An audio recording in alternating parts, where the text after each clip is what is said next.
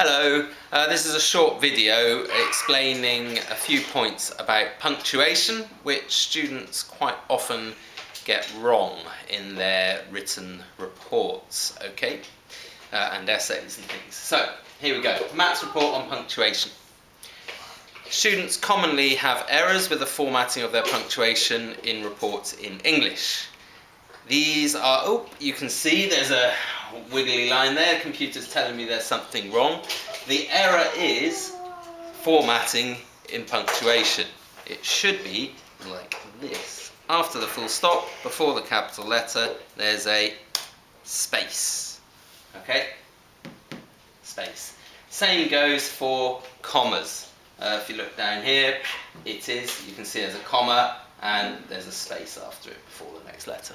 Okay, so for these two punctuation marks, same for question marks, okay, and exclamation marks. For anything that ends a sentence and commas, okay, there's a space after it before the next word starts.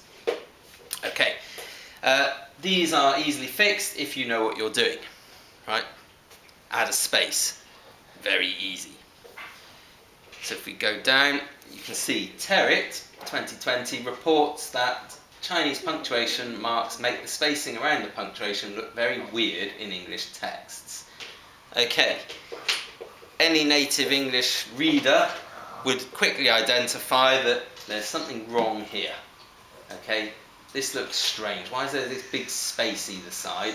And why are these a different thickness? Right, to the rest of the writing. Something wrong with it. And I can tell you exactly what's wrong with it. These are Chinese brackets. So, if I select this, you can see that there's not actually a space there. This is part of the punctuation mark. And that's why it just looks weird.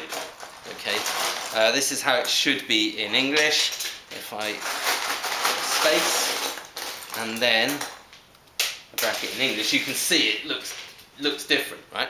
That's how it should look. This is wrong. So I'll change that one as well. Okay. There we go. So that's how it should look. Okay, and you can see it's different and it matches the rest of the writing around it. Okay.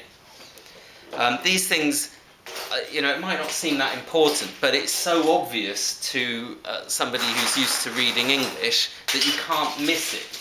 It's just such an obvious mistake, and it's considered a lazy mistake in English because it's such a small thing and so easy to get right. If you have that wrong, you're definitely going to lose marks for it because your teacher can't help but notice it. It's immediately obvious to anyone who looks at the page. Okay, so try and get this right.